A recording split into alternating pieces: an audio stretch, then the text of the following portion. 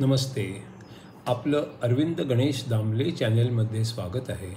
मी अरविंद दामले आपल्यासमोर प्रस्तुत करीत आहे माझ्याच काही मराठीतील कविता. हा आहे ह्या कवितांच्या सत्राचा 404वा भाग. आपल्याला या पसंत पडल्या तर चॅनेलला सबस्क्राईब करा, लाईक करा, शेअर करा आणि बेल आयकॉन दाबायला विसरू नका. तर पहिली मराठीतील कविता आहे. शाळेतील एका विद्यार्थिनीला विचारले, पश्चिम महाराष्ट्रातील भरपूर उत्पन्न देणारे पीक कोणते? ती काहीच बोलली नाही. मग बाईंनी विचारले, अगं तुझ्या घरात साखर कुठून येते? ती म्हणाली, दर 4 दिवसांनी मी शेजारच्या वेगवेगळ्या काकूंच्याकडून वाटीभर साखर आणते. आता दुसरी कविता आहे. एखाद्या शत्रूचा मित्र बनवायचा असेल तर ते खूपच अवघड आहे, पण एखाद्या मित्राचा शत्रू बनवायचा असेल तर ते मात्र अगदीच सोपे आहे. तुझे हे चुकलेच असे 8-10 वेळा त्याला म्हटले की तेवढे पुरे होते. आता तिसरी कविता आहे. हनुमान चालीसावर आधारित चौपाई क्रमांक 21. दुर्गम काज जगत के जेते, सुगम अनुग्रह तुम रेते ते. दुर्गम काज जगत के जेते, सुगम अनुग्रह तुम रेते ते. कारण तुमची कृपा असेल तर अवघडातील अवघड कामे देखील अगदी सोपी होऊन जातात. जे असंभव आहे वाटते संभव होऊन जाते, ते सारे परमात्म्याच्याच मर्जीने होते. सीता आहे जीवात्मा अन राम परमात्मा आहे. ऐहिकाच्या समृद्धीचा रावण गर्व आहे. लंकेमध्ये काय आहे हनुमान शोधू पाहतो. सुंदर सुवर्ण मंदिर देवीचे एक तिथे पाहतो. देवीचे ते 3 डोळे तो बघतो. मुंडांचा हार गळ्यामध्ये देखील तो बघतो. 4 हातांनी तालवाद्य ती वाजवीत होती.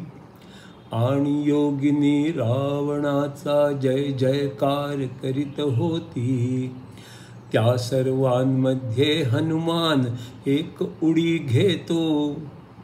देवी विचारी कोण तू अन कुठून तू येतो.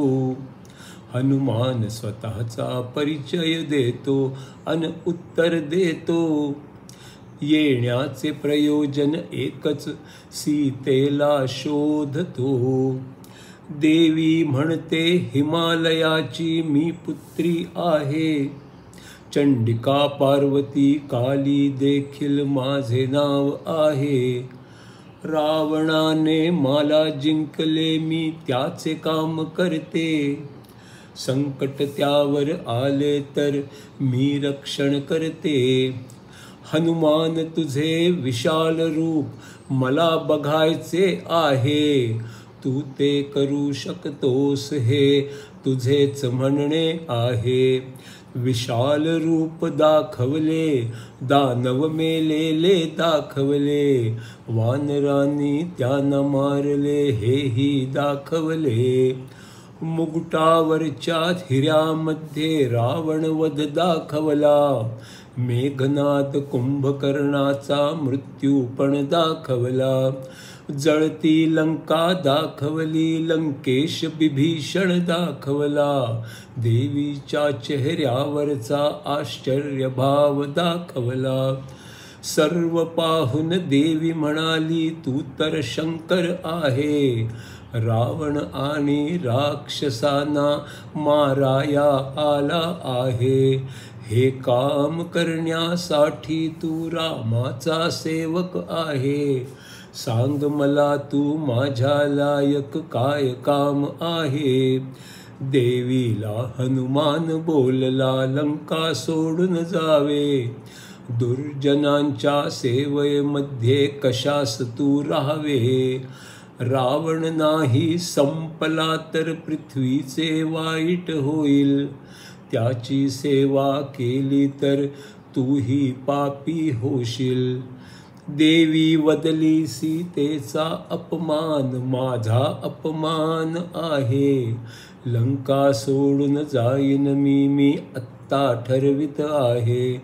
हनुमान म्हणे ब्रह्मा विष्णू महेश तुझीच पूजा करती. आदिशक्ती तू अपरंपार तुझ्यात शक्ती आहे. देवी म्हणाली राम विजय हा तर निश्चित आहे. रावणाचा नाश होईल आशीर्वाद आहे. यज्ञ केला प्रयत्न केला फळ निश्चित मिळते. 13 दिवसांच्या यज्ञाची आज इतिश्री होते. चंडिका गेली अन हनुमान अशोक वाटिकेत गेला.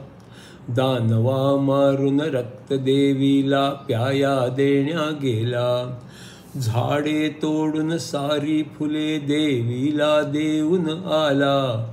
रावण पुत्र अक्षय याचा प्रसाद देऊन आला. हनुमान नंतर सीतेचा आशीर्वाद घेण्या गेला. नंतर समुद्र ओलांडून रामापाशी आला. रावणाला कापले तरीही तो पुन्हा बनत होता. डोके हात पाय कापले जोडून टाकीत होता. इतरांसारखा मृत्यू त्याचा अशक्य वाटत होता. मृत्यूसाठी काय करावे शोध घ्यायचा होता. रावणाला एक बाण ब्रह्माने दिला होता. त्या बाणातच रावणाचा मृत्यू लपला होता. बेंबीमध्ये बाण लागला तरच मृत्यू होता. म्हणून रावण त्या बाणाला लपवून ठेवित होता. गुप्त जागेची गुप्त माहिती मंदोदरीला होती. ती काढण्याची जबाबदारी हनुमानाची होती.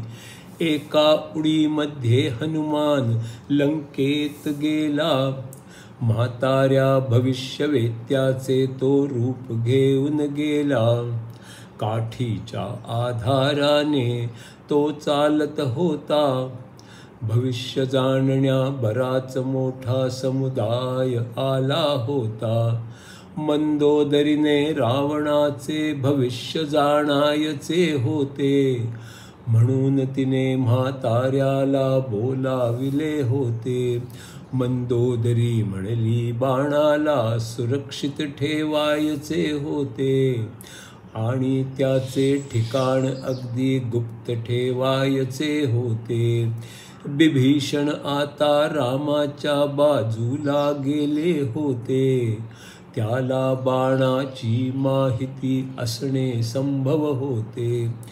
तिला कुठली जागा ते नक्की ठाऊक नव्हते. पण ह्या खांबाहून सुरक्षित आणखी काही नव्हते.